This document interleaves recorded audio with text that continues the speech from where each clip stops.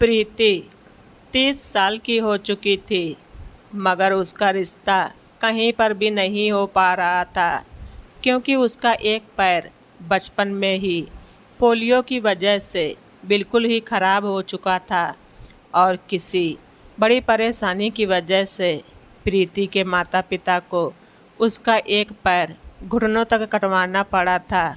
मगर जैसे तैसे प्रीति का बचपन तो बीत गया, मगर अब वो बड़ी हो चुकी थी और उसे अपना एक पैर कटा देखकर बहुत ही दुख होता था।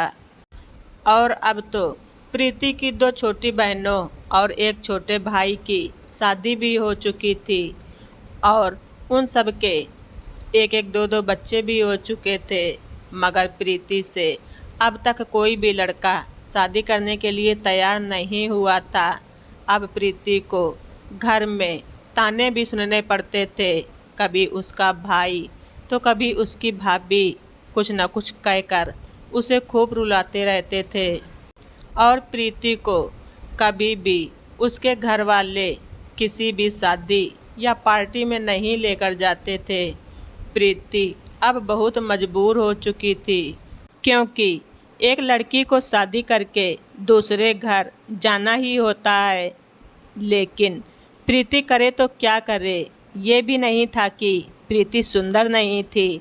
पूरे घर में एक प्रीति ही सबसे सुंदर थी। तभी एक दिन प्रीति के भाई ने घर के बाहर अपनी शादी की एनिवर्सरी की एक पार्टी रखी थी और उसने अपने सभी दोस्तों और रिश्तेदारों को भी बुलाया था। लेकिन प्रीति की भाभी और भाई ने प्रीति को बाहर पार्टी में आने के लिए साफ साफ मना कर दिया था। ये सुनकर प्रीति को बहुत ही ज़्यादा बुरा लगा और उसने ये बात अपने माता पिता को बताई तो उसके माता पिता ने भी प्रीति को यही कहा कि बेटा, तुम क्या करोगी पार्टी में आकर, वैसे भी तुम्हें एक लोग तो संभालने के लिए चाहिए, इसलिए बेटा तुम यहीं अंदर ही रहो। माता पिता को ऐसा कहते सुन प्रीति का तो घर वालों पर से विश्वास ही उठ चुका था। तभी वो अपनी लाचारी पर खूब रोई और भगवान को भी खूब कोसने लगी। फिर थोड़ी ही देर में पार्टी शुरू हो गई और सभी लोग पार्टी एंजॉय करने लगे। प्रीति भी पार्टी को एक बड़ी सी खिड़की से देख रही थी। तभी अचानक प्रीति को उस खिड़की में से हर्ष नाम का लड़का बहुत देर से देख रहा था। उसे प्रीति बहुत ही अच्छी लग रही थी।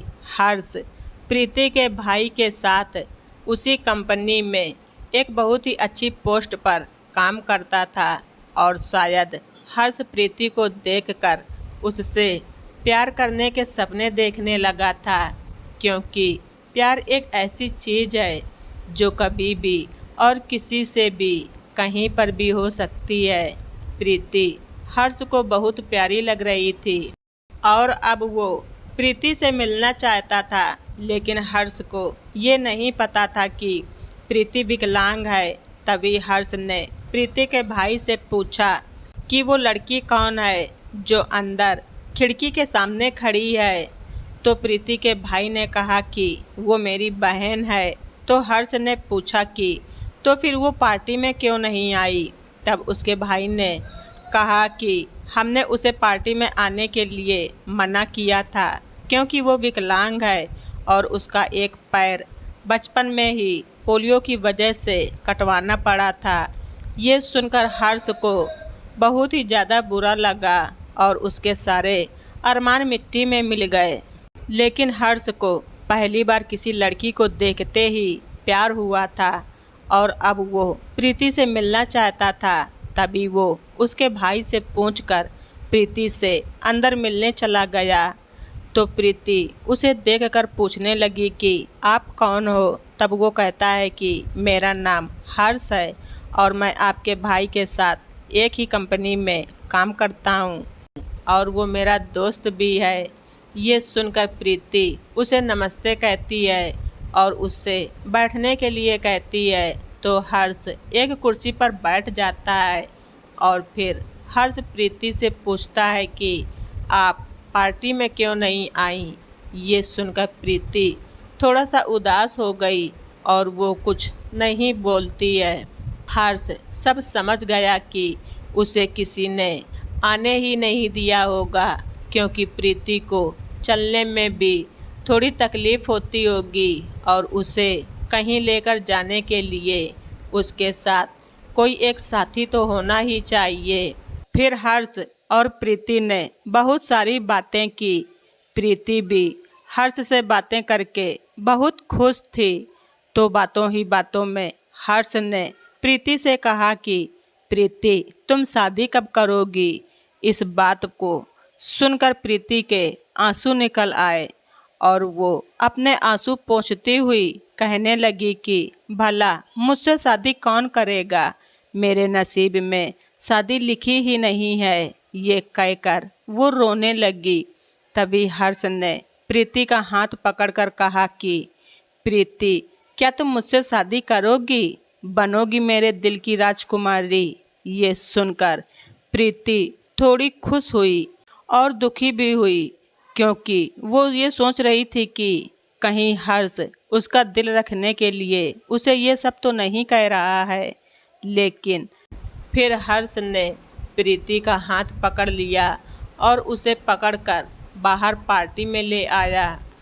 अब हर्ष और प्रीति दोनों एक साथ भारी पार्टी में पहुंच गए। तभी हर्ष ने धीरे से दोबारा कहा कि प्रीति, बोलो ना, क्या तुम मुझसे शादी करोगी। प्रीति, मुझे तुमसे सच में एक नज़र में ही प्यार हो गया है और अब मैं तुम्हारे बिना नहीं रह सकता। ये सुनकर प्रीति बहुत खुश हो गई और अब प्रीति को वाकई में खुद पर विश्वास ही नहीं हो रहा था। उसने हर्ष से कहा कि हर्ष जी, कहीं आप मुझसे मजाक तो नहीं कर रहे हैं ना। वैसे ही मैं अपनी ज़िंदगी से बहुत परेशान हो चुकी हूँ, क्योंकि भगवान ने मेरा एक पैर खराब कर दिया है। ये कहकर प्रीति फिर से रोने लगी। तभी हर्ष ने प्रीति के आंसू पोंछे और कहा कि प्रीति, ये जोड़ियाँ वो ईश्वर ही बनाता है और मान लो कि अगर शादी के बाद भगवान न करे मेरा पैर या हाथ खराब हो जाए तो क्या तुम मुझे छोड़ दोगी। ये सुनते ही प्रीति ने हर्ष के मुंह पर हाथ रखते हुए कहा कि अब मुझे आप पर विश्वास हो चुका है।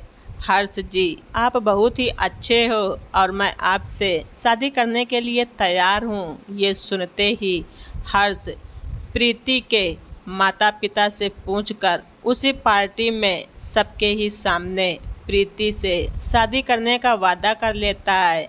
तभी हर्ष पर उसके सभी दोस्त खूब हंसते हैं और कहते हैं कि हर्ष, तुझे पूरी दुनिया में एक विकलांग लड़की ही मिली थी शादी करने के लिए।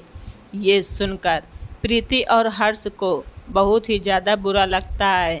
तभी हर्ष ने बड़ी तेज चिल्लाते हुए सभी दोस्तों से ये कह दिया कि विकलांग है तो क्या वो इंसान नहीं है, क्या उसे शादी करने का हक नहीं है। और अगर प्रीति के जैसे तुम लोगों में से ही आने वाले समय में कोई विकलांग हो जाए या फिर तुम लोगों के हाथ पैर टूट जाएं, तो क्या तुम कभी शादी नहीं करोगे या जीना छोड़ दोगे।